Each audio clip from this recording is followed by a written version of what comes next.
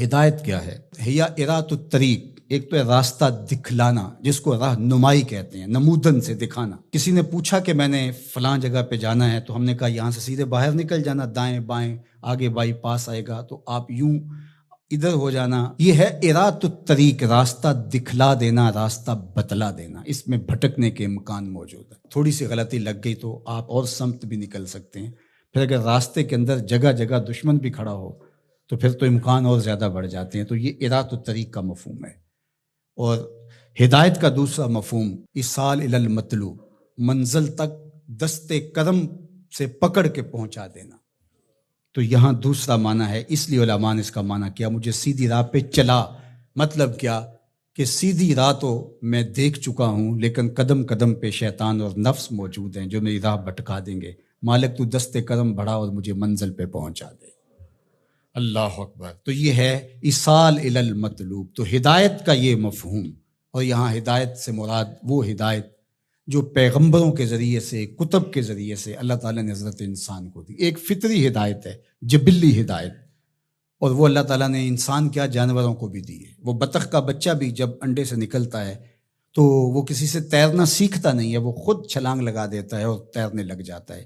یہ جبلی اور فطری ہدایت اللہ نے اس کو القاء رکھی ہے۔ بچہ پیدا ہوتا ہے تو اس کی زبان ہوتی ہے، بولنا نہیں جانتا، وہ آ کے سیکھتا ہے۔ ہاتھ ہوتے ہیں، پکڑنا نہیں جانتا، آ کے سیکھتا ہے۔ قدم ہوتے ہیں، چل نہیں پاتا۔ سنتا ہے، سمجھ نہیں پاتا۔ دیکھتا ہے، پہچان نہیں پاتا۔ یہ ساری چیزیں تدریج سے سیکھتا ہے۔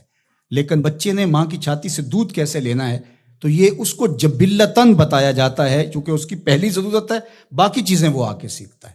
اسی طرح خیر اور شر، یہ بھی اللہ تعالیٰ نے القاء کیا ہے انسان کو۔ پیغمبروں نے آ کے راستے اجالے، لیکن اچھائی کیا ہے، برائی کیا ہے، یہ انسان کو پتہ ہے۔ کسی کو تھپڑ مارنا بری بات ہے، یہ کہیں سے اس نے نہ بھی پڑھا ہو، کسی نے استاد نے نہ بھی بتایا ہو، یہ اس کا ضمیر بتاتا ہے کہ یہ غلط ہے۔ تو خیر اور شر یہ اندر تمہارا بتاتا ہے، یہ فطری اور جبلی ہدایت ہے۔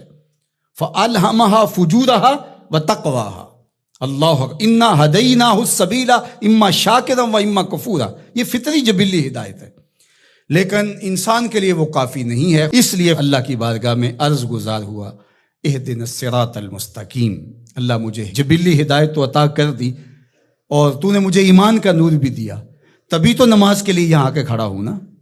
وضو کیا ہے، مسجد میں آیا ہے، لباس پہنا ہے، ہاتھ باندھے ہیں، قبلہ رخ کیا ہے، اور پھر بھی ہدایت مانگ رہا ہے، تو پھر اس کا مطلب یہ ہے کہ یہ استقامت ہدایت پہ مانگ رہا ہے، اور ایصال الی المطلوب والی ہدایت طلب کر رہا ہے کہ جگہ جگہ شیطان موجود ہے، مجھے بھٹکا دے گا، میرے مالک مجھے منزل مقصود تک پہنچا دے۔ صراط مستقیم، سیدھی راہ، اس کا ایک معنی لکھا کہ الاسلام ہے، کہ صراط مستقیم اسلام ہے، مجھے اسلام کا راستہ عطا کر دے۔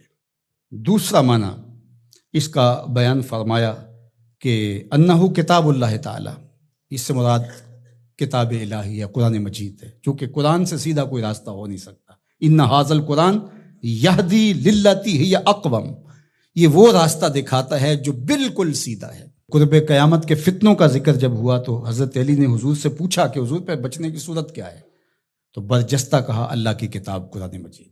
تیسرا معنی انہ الطریق الہادی الی دین اللہ تعالی، یہ اللہ کے دین کی طرف جو راستہ ہے، وہ راستہ اللہ کے حضور اتنی تمہید کے بعد مانگا گیا تاکہ میں خیر کی راہوں پہ رہوں اور میری مدد نصرت مالک تیرے کرم پہ رہے۔ یہ حضرت عبداللہ ابن عباس رضی اللہ تعالیٰ عنہ کا قول ہے، اور فرماتے ہیں کہ یہ وہ راستہ لا عوج فیہ، جس میں کوئی ٹیڑھا پن نہیں ہے، مستقیم بالکل، اور یہ اعتدال کا راستہ ہے، نہ افراط کا راستہ نہ تفرید کا راستہ، یہ بالکل معتدل راستہ ہے۔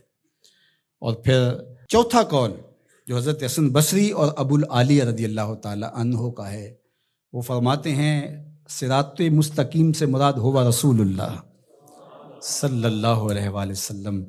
کہا کہ نمازی نماز میں کھڑے ہو کے ہاتھ باندھ کر کے کہتا ہے مالک مجھے محبوب کی دہلیز نصیب کر دے، مجھے محبوب کی چوکھٹ نصیب کر دے، چونکہ اگر یہ در نصیب ہو گیا تو خدا کا گھر نصیب ہو گیا۔ بخدا خدا کا یہی ہے در، نہیں اور کوئی مفر مکر، جو وہاں ہو یہیں آ کے ہو، جو یہاں نہیں وہ وہاں نہیں۔